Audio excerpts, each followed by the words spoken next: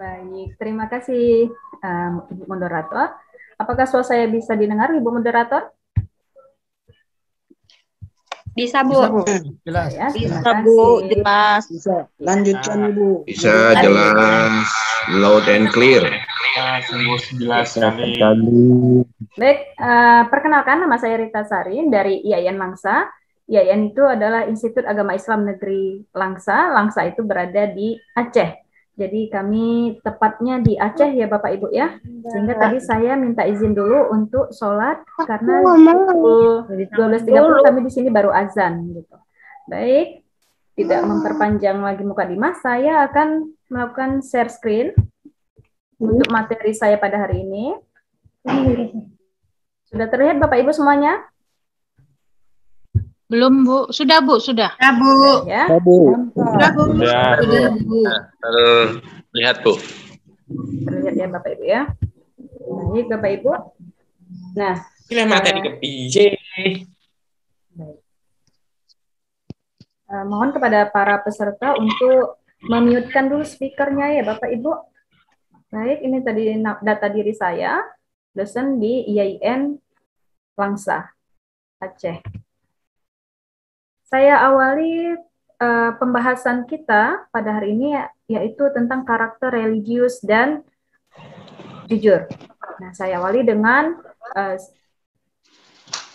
sumber yang berasal dari Al-Quran, yaitu surat Az-Zariyat ayat 56 dengan bunyinya A'udzubillahi Bismillahirrahmanirrahim. Wa ma khalaqtul jinna wal insa illa liya'budun. Dan tidak aku ciptakan jin dan manusia kecuali hanya untuk beribadah kepadaku. Ini yang menyatakan ini adalah Allah Subhanahu wa taala Bapak Ibu semuanya. Jadi Allah tidak sia-sia menciptakan kita semuanya, apapun agama kita, apapun suku kita, apapun bahasa kita, kecuali hanya untuk beribadah kepada Allah, gitu ya. Beribadah itu bukan hanya kita tafsirkan hanya sebagai ibadah yang menyembah Allah, namun juga pekerjaan kita, aktivitas kita, semuanya bernilai ibadah. Sehingga harus kita niatkan benar-benar hanya untuk penghambaan diri kita kepada Sang Pencipta. Nah, di sini saya juga menampilkan tentang filosofi mendidik anak. Bapak Ibu semuanya punya lengkap jarinya ya, 5 ya Bapak Ibu ya. Ya, biasanya pendidikan kita mulai dari keteladanan. Jadi orang tua memberikan teladan, begitu juga dengan guru juga memberikan teladan kepada siswa-siswinya. Kemudian kita lanjutkan dengan pembiasaan. Apapun yang sudah kita tunjukkan, perilaku apa yang sudah kita tunjukkan, yang kita minta dari siswa kita harapkan siswa akan melakukannya itu sebagai sebuah kebiasaan. Sehingga nantinya akan membekas pada diri peserta didik kita. Selain itu, selain pembiasaan, ada jari tengah. Jari tengah itu perhatian. Nah, perhatikan jari Bapak Ibu semuanya. Biasanya perhatian itu, jari tengah itu posisinya lebih tinggi daripada jari-jari lainnya. Sehingga perhatian yang kita berikan kepada anak didik itu juga harus lebih besar. Terimalah anak didik kita itu apa adanya. Ketika kita mau menerima anak didik kita apa adanya, mereka tidak akan lari kepada orang-orang lain yang kira-kira orang-orang itu akan mencelakakan anak didik kita. Demikian juga dengan anak-anak kita. Jadi terimalah anak didik kita itu apa adanya. Tidak ada anak didik yang bodoh, yang ada hanya anak didik yang tidak kita temukan bagaimana cara untuk merangsangnya agar mereka menjadi anak-anak yang luar biasa. Berikutnya adalah jari manis. Nah, jari manis itu berupa nasihat kepada anak didik kita semuanya.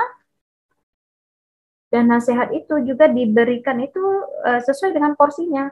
Tidak menasehati anak didik ketika anak didik melakukan kesalahan, tapi mencari waktu yang tepat menyampaikan nasihat-nasihat tersebut dengan cara-cara yang baik pula. Terakhir adalah jari kelingking. Nah, hukuman ini diberikan hanya jika siswa melakukan kesalahan yang berulang kali, atau kita tidak menginginkan perilaku yang negatif tersebut dilakukan berulang kali.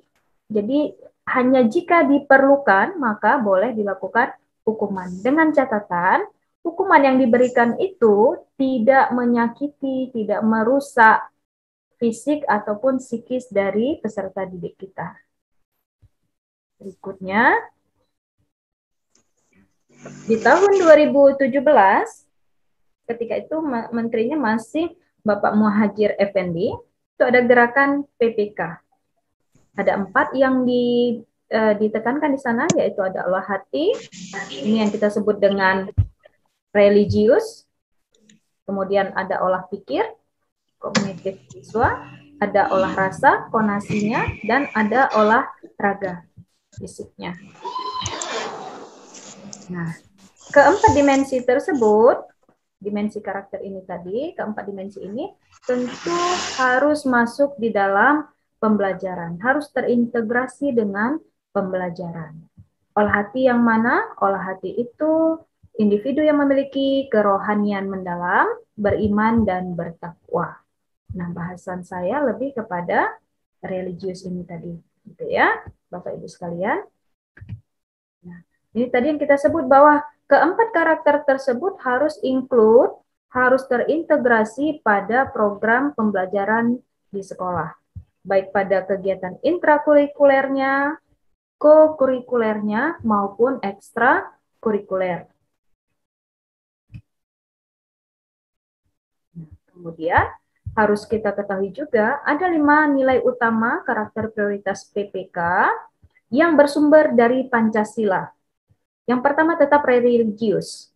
Nah, manusia yang beragama tentu dia akan lebih baik daripada manusia-manusia yang tidak memiliki agama, karena agama itu merupakan dogma dan nilai moral yang dimiliki oleh manusia. Kemudian ada integritas, nasionalis, mandiri, dan gotong royong. Jadi 5 nilai utama karakter ini yang harus kita tanamkan, kita tumbuhkan pada diri anak didik. Kita tidak bisa membentuk, namun kita bisa menumbuhkan karakter kepada anak didik. Ini deh contoh-contoh dari karakter religius itu tadi sendiri. Nah, seperti ini contohnya ketika siswa kita berada di tempat ibadah, maka mereka melakukan ritual ibadah. Apakah itu mengaji, misalnya kalau dia muslim, dan lain sebagainya. Nah, sama juga seperti ini. Jadi siswa yang memiliki karakter religius, mereka mampu menghormati hak dan kewajiban antar umat beragama. Kemudian kita mengajarkan kepada mereka untuk tidak memaksakan agama kepada orang lain. Kemudian kita juga mengajarkan kepada anak didik kita untuk menghormati ibadah orang lain.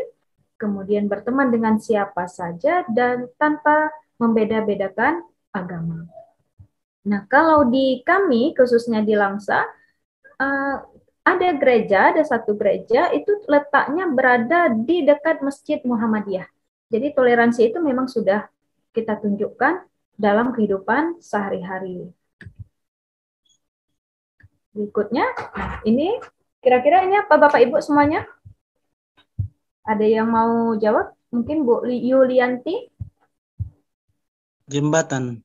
Iya, jembatan. Yang Bapak tafsirkan ini jembatan, kemudian apalagi bisa Bapak tafsirkan lagi, Pak Wali? Anak-anak sedang nyebrang. Anak-anak sekolah sedang nyebrang. Berangkat ke sekolah. Iya, benar. Gotong royong. Iya, mereka punya daya juang untuk sampai ke sekolahnya. Begitu Bapak Ibu ya. Mereka punya daya juang untuk sampai ke sekolahnya. Walaupun mereka menyeberangi jembatan atau titik gantung yang hanya sudah rusak. Iya, benar Bapak Ibu semuanya. Iya. Ya. Perjuangan mereka perlu diacungi jempol. Iya, benar Bu Ani. Iya, luar biasa. Gitu ya. Jadi kalau kami di Aceh dulu pernah juga berjuang seperti ini Bapak Ibu. Saya itu tinggal di daerah pedalaman, jadi ketika mau ke sekolah, jarak dari kampung saya ke sekolah itu 18 kilo. 18 kilo itu kami harus melewati 18 jembatan. Jembatan itu masih terbuat dari kayu. Jadi ketika konflik di Aceh terjadi, jembatan-jembatan itu semua dibakar. Nah, seperti itulah kami pergi sekolah. Jadi kami harus menyeberangi beberapa sungai-sungai. Nah, gitu ya. Kebetulan sungainya nggak seperti ini, Bu. Sungainya ini kan airnya deras gitu ya, kira-kira ya Bapak Ibu ya, karena warnanya kan butek gitu ya. Nah, kalau di kami sungainya hampir mengering gitu, sehingga bisa dijalani di sungai itu. Gitu. Kira-kira seperti itu. Jadi ini daya juangnya. Nah, ini dia contohnya lagi. Bagaimana kita menanamkan sikap mandiri kepada anak-anak? Ya, seperti ini. Kita bagi mereka mengerjakan piket kelas, kemudian pergi dan pulang sekolah sendiri jika memungkinkan. Hanya jika memungkinkan. Gitu ya. Apabila jarak dari rumah ke sekolah itu dekat. Kemudian kita tidak khawatir ketika anak-anak itu memang berangkatnya dan pulangnya itu aman di perjalanan. Kalau tidak, maka harus tetap didampingi atau diofisialkan, misalnya dengan beca atau dengan apa gitu Bapak Ibu ya. Kemudian mengerjakan ujian sendiri dengan jujur. Kemudian kita mengajarkan juga anak-anak untuk mandiri menyiapkan perlengkapan sekolah sendiri. Nah, ini semua pembiasaan yang bisa kita lakukan, kita minta kepada orang tua. Gitu. Jadi di rumah ada pembiasaan untuk menyiapkan perlengkapan sekolah secara mandiri, tidak lagi dibantu oleh orang tua. Jadi anak-anak harus sudah lihat sendiri apa rosternya untuk besok. Nah, seperti itu kira-kira. Nah, kemudian kita juga harus menstimulus siswa kita agar mereka bisa menjadi kreatif. Gitu. Karena kita sangat butuh anak-anak yang kreatif. Jadi tidak ada anak yang malas. Bapak Ibu tentu sudah tahu tentang gaya belajar atau tentang kecerdasan majemuk, kecerdasan ganda. Jadi tidak ada anak-anak yang malas, tidak ada anak-anak yang bodoh. Yang ada guru mungkin belum menemukan, gitu ya, belum menemukan stimulus yang tepat untuk merangsang siswa-siswa kita menjadi lebih kreatif atau berpikir kritis. Baik. Nah, seperti ini contohnya di dalam kelas, siswanya berani maju ke depan, tampil di depan, kemudian mengemukakan pendapatnya. Nah, ini yang kita sebut dengan karakter mandirinya. Nah, yang ini untuk contoh karakter yang integritas. Berikutnya, nah ini siapa Bapak Ibu? Sang juara. Gresia dengan Apriani. Pemain tangkis Indonesia. Iya, Gresia benar. Apriani. Iya, ini perpaduan ya Bapak Ibu ya. Yang satu Kristen, satu lagi Muslim ya. Ya. Iya. Iya, Bapak Ibu ya. Perpaduan agama yang berbeda. Iya. Luar biasa. Iya, mereka tidak melihat itu, Gresia, Bapak Poli, Ibu. dan Apriani. Iya, mereka tidak melihat perbedaan di antara mereka. Tapi bagaimana caranya perbedaan mereka satukan menjadi sebuah prestasi. Begitu Bapak Ibu ya. Nah, yang seperti inilah yang kita harapkan dapat ditumbuhkan oleh Bapak Ibu semuanya, guru-guru di sekolah, juga kami, untuk menumbuhkan karakter-karakter religius yang harus dimiliki oleh anak didik kita. Nah, yang ini Bapak Ibu sebentar lagi nih. Upacara Nasionalisme. gitu ya? Iya, nasionalisme. Harus cinta kepada tanah airnya. Paski sedang mengibarkan bendera. Iya. Ini Bapak Ibu, tari apa ini? 17 Agustus. Hari Saman. Tari saman. Hari Saman. Iya. Tari Saman dari Aceh. Iya, benar. Jadi ada anekdot gitu. Keberagaman budaya. Benar. Ada anekdot Bapak Ibu semuanya. Jadi dari Jawa masih ada pakai gendang, di Maluku masih ada gendangnya, sampai ke Sumatera Utara kulit kerbaunya itu yang untuk gendang udah sedikit, sampai ke Aceh tidak ada sisanya, sehingga orang Aceh kalau nari hanya menggunakan kulit tapak tangan atau kulit perutnya sendiri gitu Bapak Ibu. Itu hanya anekdot saja. Oke, ini berikutnya, dan ini adalah karakter nasionalis yang semuanya berawal dari karakter religius. Ketika orang punya karakter religius yang baik, maka nasionalnya itu, kepribadian nasional itu akan tercermin juga dengan baik. Baik, Bapak Ibu. Bisa diingat videonya Bapak Ibu? Bisa, Bu. bisa. Silakan disimak dulu ya.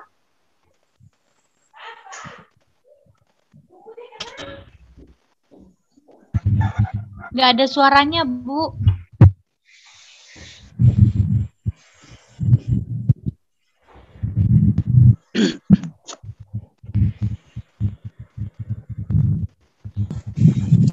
Suaranya gak kedengaran. Gimana Bapak? Bangun rumah. Suaranya gak kedengaran. Nggak ada suara, Bu. Oh ya. Sila kelima. Videonya nggak ada suaranya, Bu.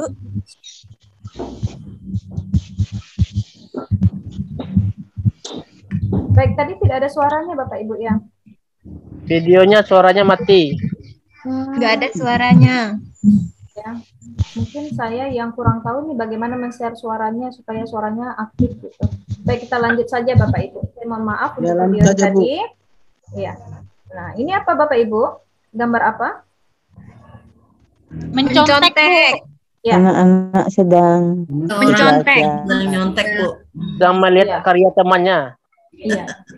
Mencontek Apakah yang seperti ini cewek. kita harapkan dari anak-anak kita, Bu? Kerjasama. Iya, kerjasama ya. Iya, mencontek. Mencontek. Iya, lebih mencontek ya Bu Ani ya. Mencontek. Kawan ini tadi yang pakai pulpen biru, dia mencontek temannya yang menggunakan pulpen merah. Kita tidak mengharapkan anak-anak yang seperti ini. Gitu. Jadi dari SD dia sudah perilaku negatif itu memang sudah ada di dalam diri kita.